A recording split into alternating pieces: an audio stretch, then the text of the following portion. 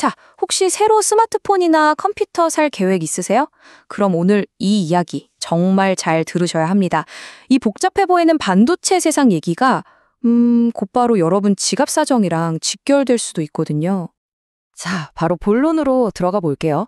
AI 업계를 꽉 잡고 있는 거대 기업들 있잖아요. 하이퍼스케일러라고 부르는데 이 회사들이 갑자기 평소보다 무려 2배나 많은 서버 메모리를 달라고 아우성입니다.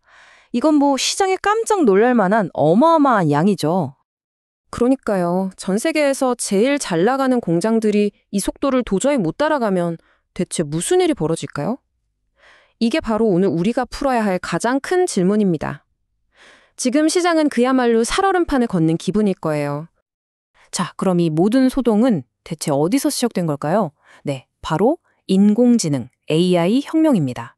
AI가 지금 모든 걸 집어삼킬 기세로 엄청난 양의 메모리를 요구하고 있는 거죠. 그리고 이 수요의 한가운데 바로 하이퍼스케일러들이 있는 겁니다. 구글, 아마존, 마이크로소프트 같은 회사들이요. 이들의 컴퓨팅 파워에 대한 갈증이 정말 끝이 없어요. 이게 지금 메모리 반도체 시장 전체를 그냥 뒤흔들고 있는 거예요. 근데 여기서 진짜 중요한 게 있어요. 모든 메모리가 다 똑같은 메모리가 아니라는 점이에요. 특히 AI는요, 입맛이 아주 까다로워서 정말 특별한 메모리를 필요로 하거든요.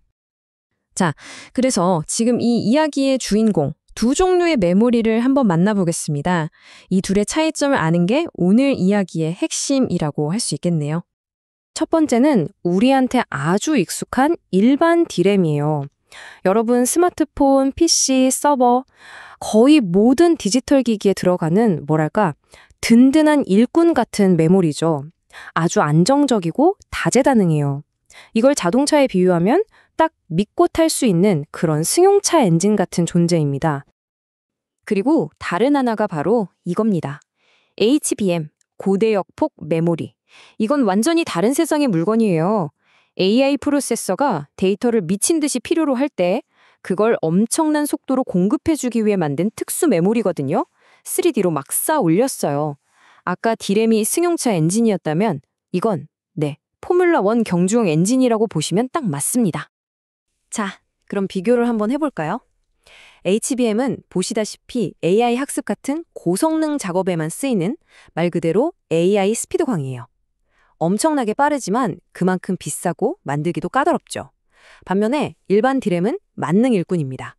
서버, PC, 스마트폰 어디에나 들어가고 가성비도 좋고요. 속도는 HBM보다 느리지만요. 그러니까 목적 자체가 아예 다른 거예요. F1 엔진하고 일반 승용차 엔진처럼 말이죠. 자, 여기서부터가 진짜 문제입니다. 모두가 이 화려한 F1 엔진, 즉 HBM에만 정신이 팔려있는 사이에 아주 위험한 부작용이 생겨났어요. 바로 우리에게 꼭 필요한 일상용 엔진, 일반 D램이 갑자기 부족해지기 시작한 겁니다. 어떻게 이런 일이 벌어졌을까요? 이 그래프를 보시면 상황이 얼마나 심각한지 바로 아실 수 있을 거예요. 2025년을 보세요. 수요는 25%나 치솟는데 생산은 고작 15%밖에 못 따라가요. 10%나 부족한 거죠. 2026년은요? 상황은 더 나빠집니다. 수요는 21% 늘어나는데 생산은 14%에 그쳐요. 이 격차가 점점 더 벌어지고 있다는 뜻입니다. D램 공급 부족, 이건 이제 피할 수 없는 현실이 된 거죠. 아니, 그럼 그냥 더 만들면 되는 거 아니야? 이렇게 생각하실 수 있죠. 근데 그게 그렇게 간단한 문제가 아닙니다. 왜냐하면 반도체 회사들이 돈 되는 HBM에 너도 나도 투자를 하면서 일반 D램 생산 라인은 신경을 못 쓴 거예요. SK하이닉스나 마이크론 같은 경쟁사들은 이미 공장을 100% 돌리고 있고요. 삼성의 새 공장 P4는 심지어 차세대 HBM4를 만들려고 아예 찜해놨어요. 그렇다고 HBM 라인을 D램으로 바꾸는 건 이건 뭐 현실적으로 거의 불가능한 얘기고요. 결국 선택과 집중에 대한 혹독한 대가를 치르고 있는 셈이죠. 그런데 말이죠. 여기서 정말 아무도 예상 못한 기가 막힌 반전이 일어납니다. 이 모든 상황을 뒤집을 수 있는 아주 놀라운 수익성의 역전 현상이죠. 자, 한번 생각해 보세요. 당연히 비싸고 만들기 어려운 최첨단 AI 메모리 HBM이 돈을 제일 많이 벌겠죠? 그게 상식적이잖아요. 글쎄요. 그 예상이 오래가지는 않을 것 같습니다. 바로 이겁니다. 이 그래프가 그 반전을 보여주죠. 2026년 예상 마진을 보면 세상에 일반 메모리인 DDR5의 이익률이 최첨단 AI 메모리인 HBM3E보다 더 높아질 거라는 예측이에요. 왜냐? 너무 귀해졌으니까요. 공급이 달리니까 부르는 게 값이 되는 거죠. 평범했던 승용차 엔진이 F1 엔진보다 더 돈 되는 그런 이상한 상황이 펼쳐지는 겁니다. 자, 그럼 이 복잡하게 얽힌 메모리 게임에서 최후의 승자는 누가 될까요?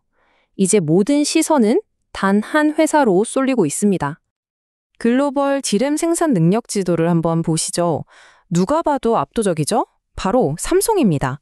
거의 절반 가까이를 차지하고 있어요. SK 하이닉스, 마이크론이 그 뒤를 잇고 있고요. 이 말은 뭘 의미할까요? 네, 맞습니다. 이 D램 부족 사태를 해결할 수 있는 열쇠는 사실상 삼성이 쥐고 있다는 뜻입니다. 한투자증권 보고서에서는 이렇게 말합니다. 공급자 우위 시장에서는 결국 증설이 답이다. 그렇죠. 물건이 없어서 난리인데 해결책은 당연히 공장을 더 지어서 더 많이 만드는 것뿐이겠죠. 결국 이제 공은 삼성에게 넘어갔습니다. 시장을 손에 쥔 이 메모리 제왕은 과연 어떤 선택을 할까요? 계속해서 HBM에 집중하며 AI의 왕자리를 지킬 것인가? 아니면 방향을 틀어 일반 D램 생산을 늘려 시장의 갈증을 풀어줄 것인가? 삼성의 다음 한 수에 앞으로 우리가 사게 될 컴퓨터와 스마트폰의 가격표가 달려 있습니다.